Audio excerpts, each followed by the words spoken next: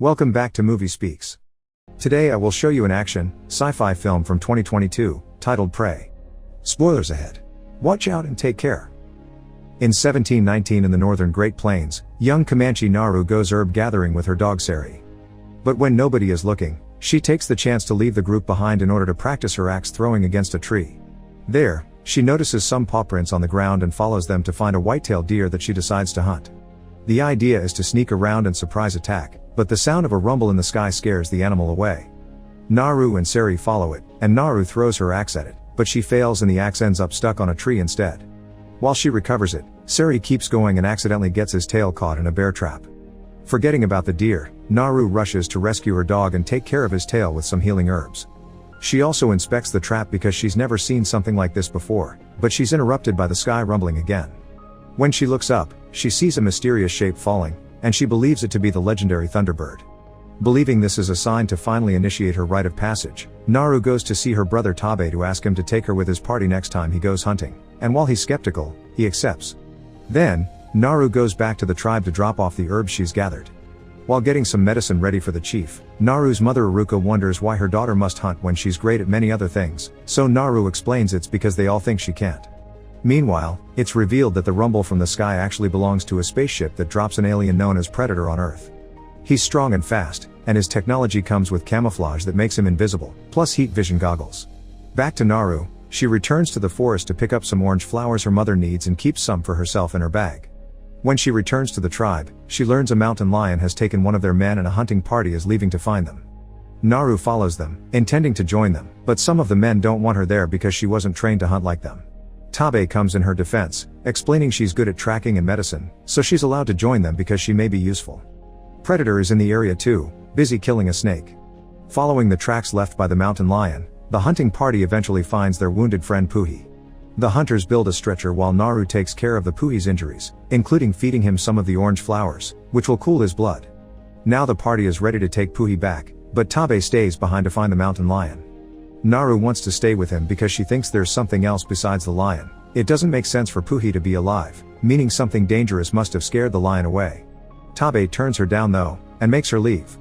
At first, Naru walks away with the party as her brother told her to, but she stops when she notices some weird things around her, paw prints too big to be a bear's, a carefully skinned snake, and blood on the top of a tree. She wants to warn Tabe, so the party sends Pak with her for safety while the others go back to their tribe. The pair finds Tabe and help him hunt for the lion by using Naru's plan, because Tabe wants to give her the chance she asked for. While Tabe lays down the bait, Naru and Pak climb a tree to wait for the lion, and the meeting comes sooner than expected.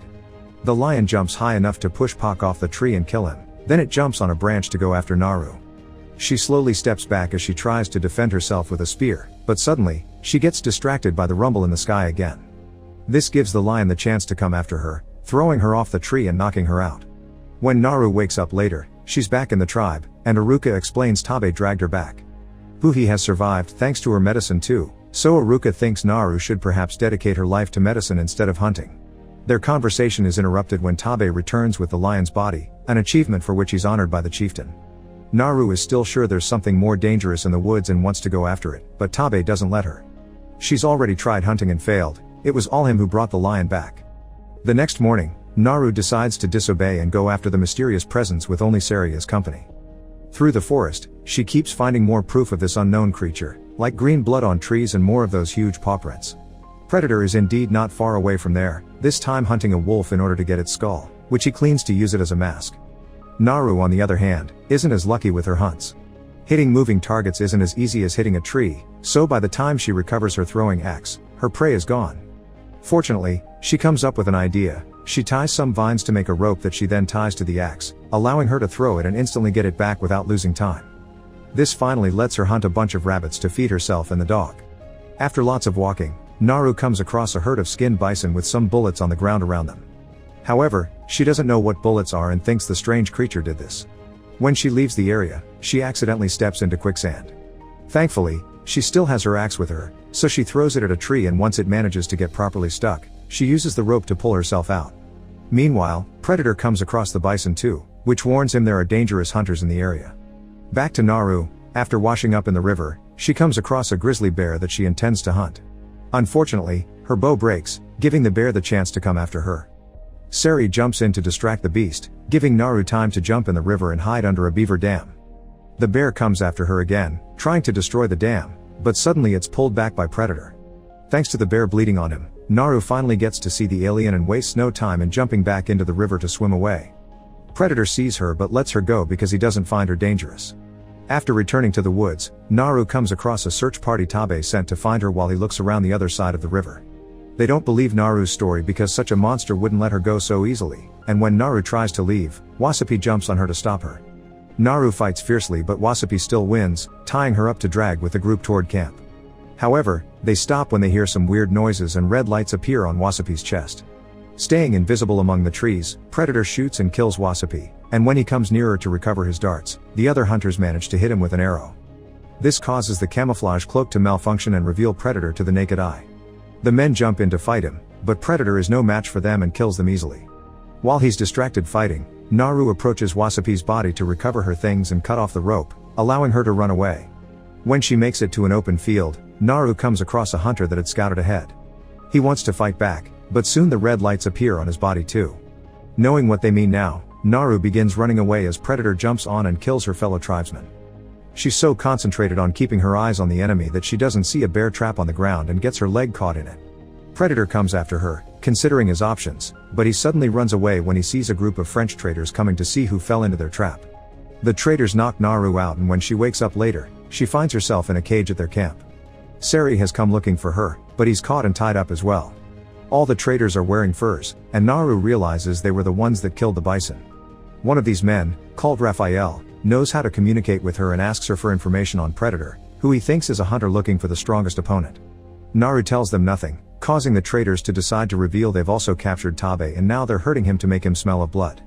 Then, Tabe and Naru are tied to a tree as prey to attract Predator so the traders can shoot him from their hiding spots. However, the traders didn't take into account Predator's camouflage, and he approaches them without them knowing to start killing them one by one. Tabe worries when he hears the screaming, but Naru explains to him that Predator doesn't want bait because he hunts differently, and he's always let her go because he doesn't consider her a threat. To make her feel better about her hunting abilities, Tabe confesses he only managed to kill the lion because he had followed Naru's plan, so she did do something back then. Their conversation is interrupted when Predator roars in anger as his leg gets caught in a bear trap. The French traders immediately go after him, but Predator quickly recovers and after tossing the trap away, he begins killing them with a variety of advanced weapons plus a shield that protects them from their bullets. The tossed trap lands near the tree, allowing Naru to use it to cut off the rope. Now free, Tabe leaves to find some horses and Naru goes to rescue Sari while Predator takes out most of the remaining men with a grenade. At the French camp, the traders are picking up their things to flee, and they intend to kill Sari. Naru jumps in to fight them and kill them all, and once she frees her dog, she sends him to find Tabe. Then she begins applying herbs to her injuries, and that's how Raphael finds her. He's missing a leg, so he asks for a deal. He'll give her his flintlock pistol and teach her how to use it in exchange for medicine. Naru accepts and shares her orange flowers with him. She also gets to keep the piece of alien technology she finds on his leg. Meanwhile, Predator is taking care of his own injuries before going to the camp as well. Naru hears him coming and quickly hides while Raphael pretends to be dead. Thanks to the orange flowers cooling his blood, the trick actually works and Predator can't see it until he accidentally steps on Raphael, making him scream. Predator quickly kills him as Sari shows up to attack, but before the dog can be shot, Tabe shows up too, riding a horse.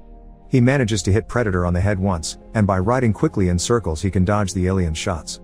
After failing to use the pistol correctly, Naru yells at Predator to distract him, allowing Tabe to jump off the horse and land a hit on him. Now Predator and Tabe fight hand to hand, and since Tabe is such a good warrior, Predator decides to put on his camouflage to gain an advantage. He attacks Tabe from behind to kill him, but Tabe doesn't give up and holds onto Predator's leg to give Naru time to run away. Back in the tribe, another search party returns to give Aruka bad news. They couldn't find her children. Aruka grieves for them at the same time Naru reaches the river and washes while crying over her brother's death. Sari finds her and lets her know about a French man still in the area, so Naru uses the alien weapon he took from Raphael to knock this man out. When he wakes up later, the man finds himself in a camp where Naru is preparing herself to hunt Predator. She's painted her face and eaten some of the orange flowers to cool her blood. She's also allowed the French man to keep his pistol, although it's empty. However, his screams attract Predator, who sees the armed traitor as a threat and comes closer to kill him. He completely ignores Naru because he can't see her, so Naru takes the chance to shoot him from behind. A pistol isn't enough to kill him, but it makes him drop the mask, which Naru grabs before running away towards the area where she's prepared a trap. Predator follows a trail of blood that Naru left behind on purpose, and when he comes closer, Naru jumps on him to fight him hand to hand. After exchanging a few blows and protecting herself from his shield by hiding among rocks, Naru orders Sari to run by as a distraction and manages to push Predator into the quicksand she had fallen into before. This is obviously not enough to kill him, but Naru is ready. When Predator resurfaces and shoots, Naru quickly moves away and lets the projectile hit the mask she left there earlier. This makes the projectile rebound and kills Predator instead. The next morning, Naru returns to the tribe with Predator's head and the pistol, which is revealed to be Harrigan's weapon from another Predator story.